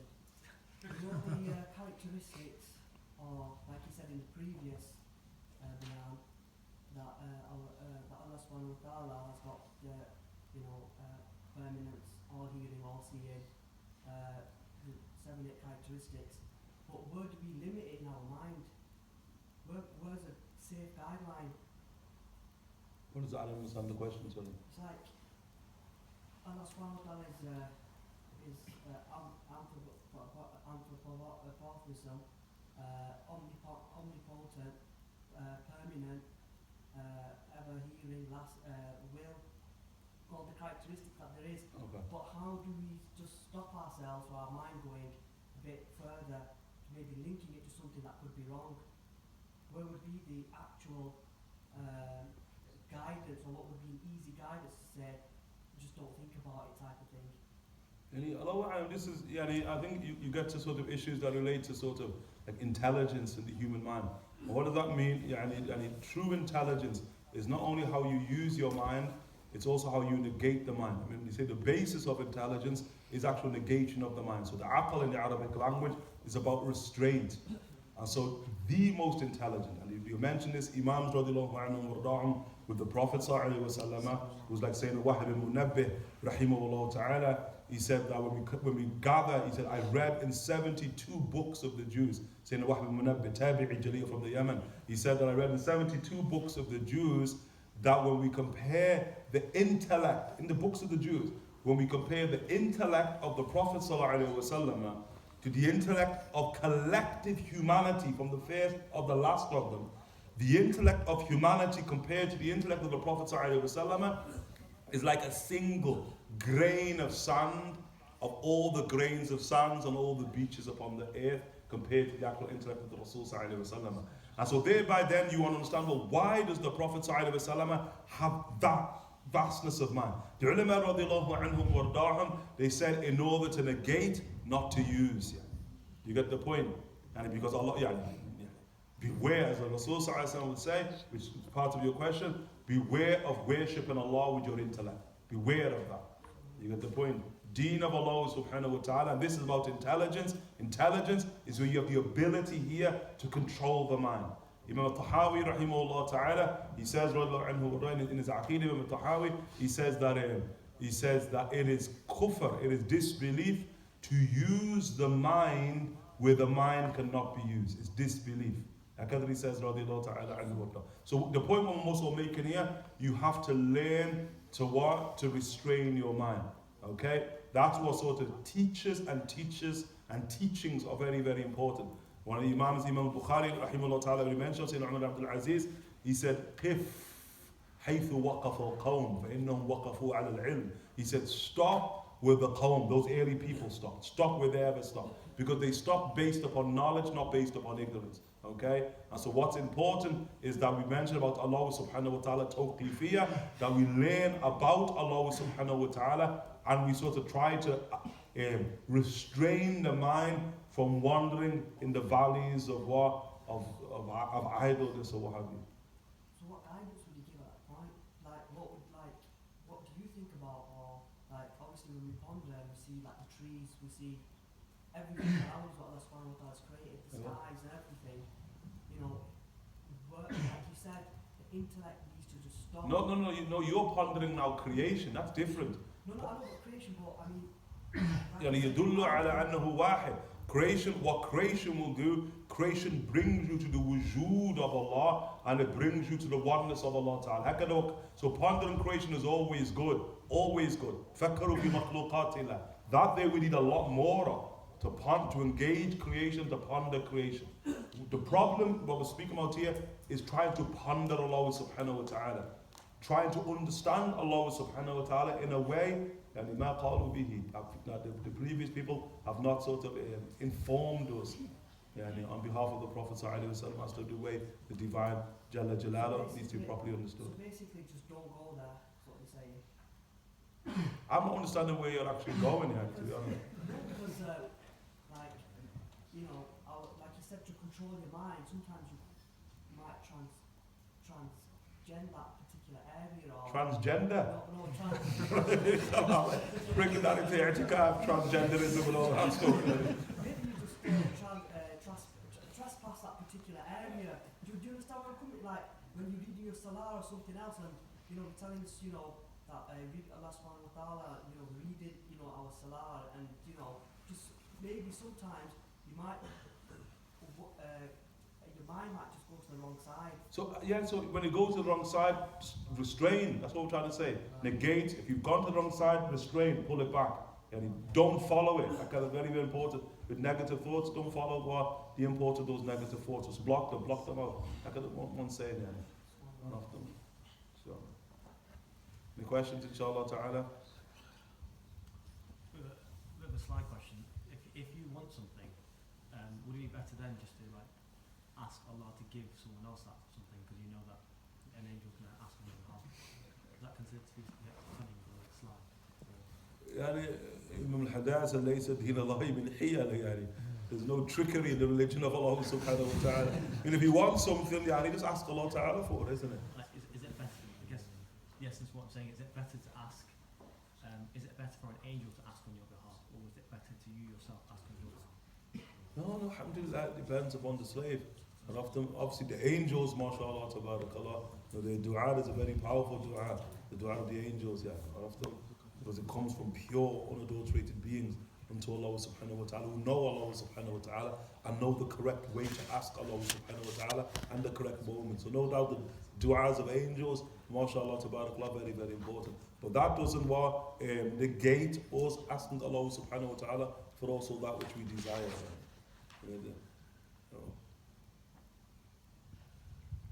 Any questions, inshallah ta'ala?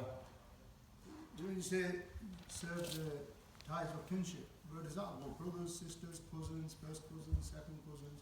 How far does it go?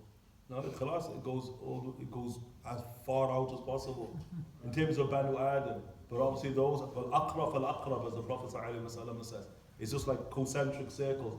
The closer they are to you in blood, the closer they are to you, like brothers, first cousins, the closer they are, then the greater right that they have over you. So like they say that people that don't serve the ties of kinship, they're in a bad position. Those who don't those who break the tie. Yes. But so like for instance, I've got brother, sister, I stay in touch with them, be good with them, but then I've got first cousins, second cousins, they all have the same right. No, they don't. That's what I'm saying. The closer they are to your blood, the greater right that they have over you.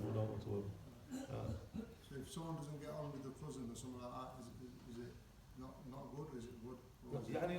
It's not good to not get on with anybody. You get the point? But just as certain people, obviously due to ties and blood ties, that they have sort of greater rights over us, so we should always try to ensure we never break ties. Like I was going to say about Sayyidina Muawiyah radiallahu anhu warda, Sayyidina Muawiyah Abi Sufyan anhu warda, he would ensure that he would never break ties with anybody. He used to call it the hair of Muawiyah, that he would ensure with everybody, like even a strand of connection he always maintained, never to actually completely sever ties with anybody. That's dangerous. As the Prophet informed us in Sahih Muslim that the actual womb, the rahim there, as Allah subhanahu wa ta'ala, he says what? He says, Ana ar-Rahman wa hadha ar-Rahim. I am the Rahman and this is the womb, the rahim. Man wasalahu wasaltu. The one who maintains connection with that, ties of kinship, I maintain connection with them. وَمَنْ قَطَعَهُ قَطَعْتُ.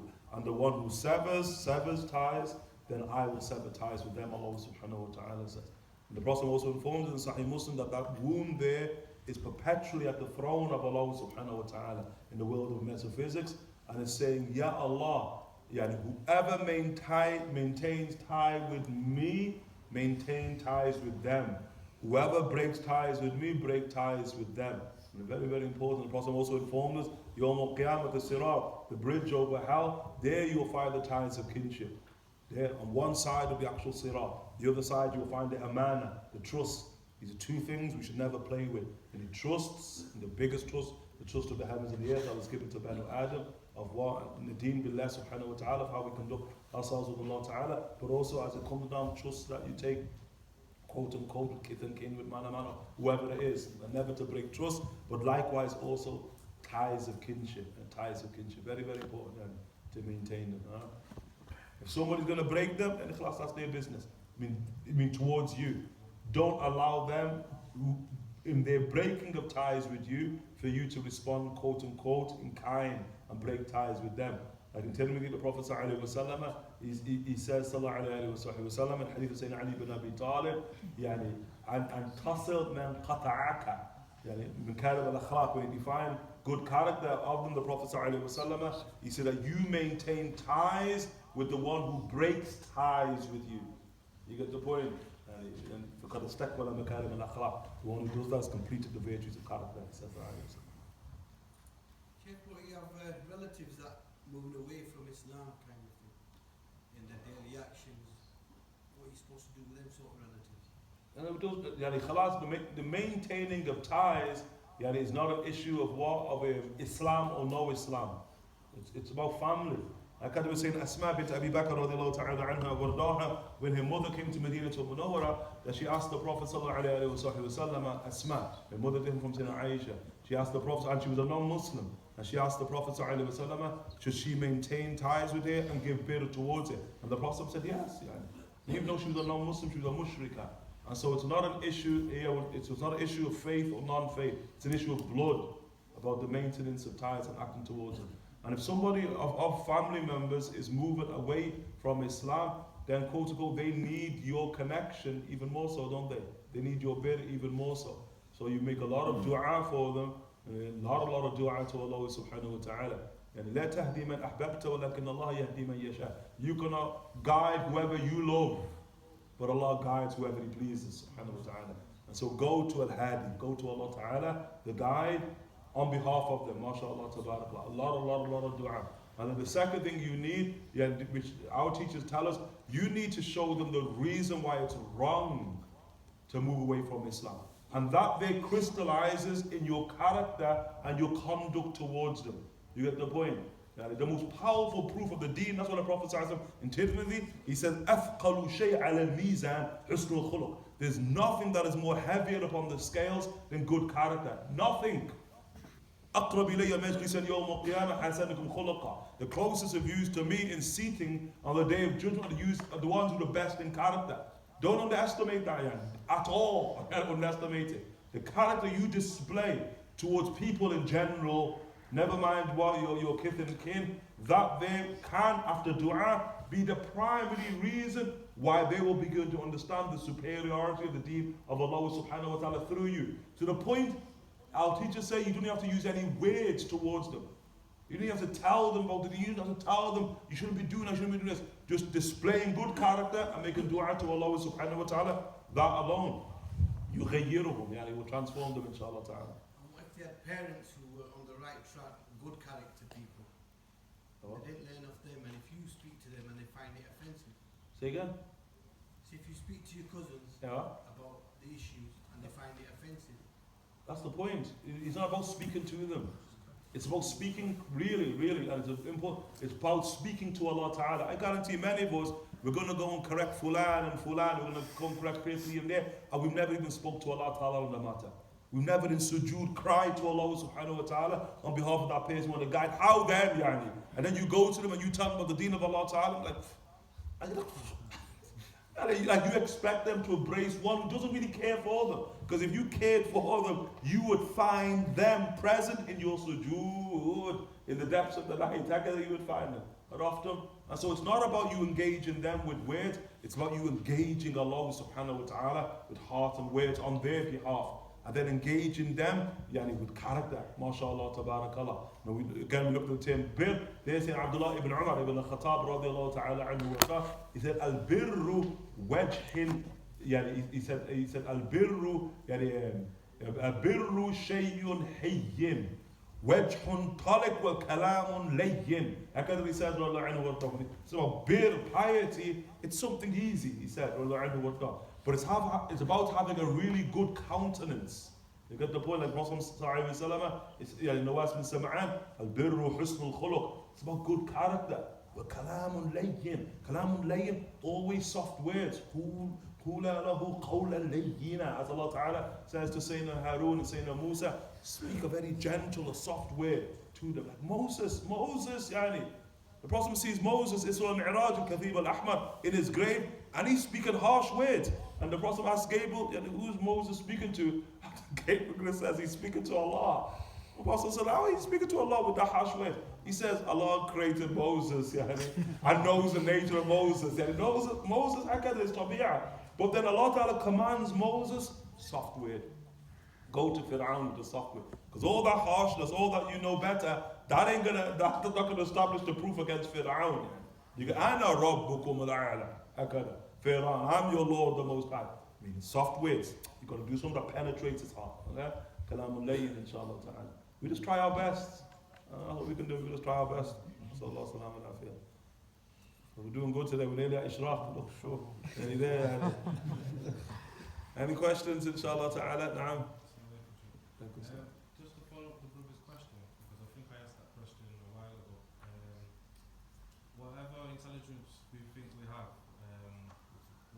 perceive Allah to be is not, because the human brain cannot fathom. هكذا. As the Imam said, كل ما خطر في بالك فاعلم أن الله بخلاف ذلك. هكذا. Hamza. Listen, is he speaking to you there, Hamza? You were in your phone there. And the Imam said, كل ما خطر في بالك, having that occurs to your mind, فاعلم أن الله بخلاف ذلك. Know that Allah Ta'ala is other than that. Subhanahu wa Ta'ala. هكذا. Any questions now? Sheikh, just as he said that you're supposed to control your mind or restrain it, is there anything that we could read straight away when something like that happens? So any invocation we can read in our tongue? It's different. لا حول ولا قوة إلا بالله العلي العظيم. Of the greatest of them, يقطع. لا حول ولا قوة إلا بالله العلي العظيم. لا حول ولا قوة إلا بالله العلي العظيم. If it relates to Allah subhanahu wa ta'ala, subhana, subhanallah, subhanallah, subhanallah. هكذا يقطع. Could say. Any questions, inshallah ta'ala?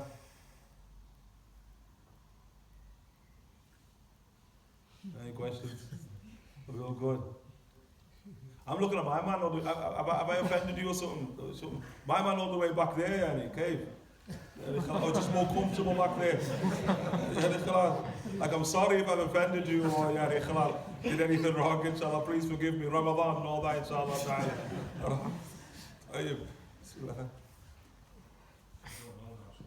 No, تفضل. Just a question. Is it true that the early Muslims didn't make du'as at janazas, at the graveside? What does that mean, sir? I just read something that the early Muslims didn't make du'as at a funeral, janazas, around graves or visit. No, I know it's true you can't make du'as at gravesides. Do you understand? It's asking if the early Muslims they made dua at the grave side. I have never heard that they didn't. The Prophet ﷺ made dua at graveside, sallallahu alaihi wasallam. I'm not even understanding the context of that.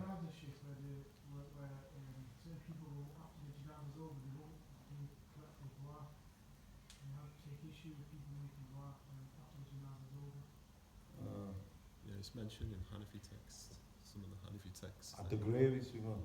He's speaking at the grave or after the funeral prayer? Either at the grave or at the janazah. They're two separate issues. يلا طيب نشتغل إن شاء الله تعالى وصلى الله على سيدنا محمد وعلى آله وصحبه وسلم. أشهد أن لا إله إلا الله نستغفر الله نسألك الجنة ونعوذ بك من النار.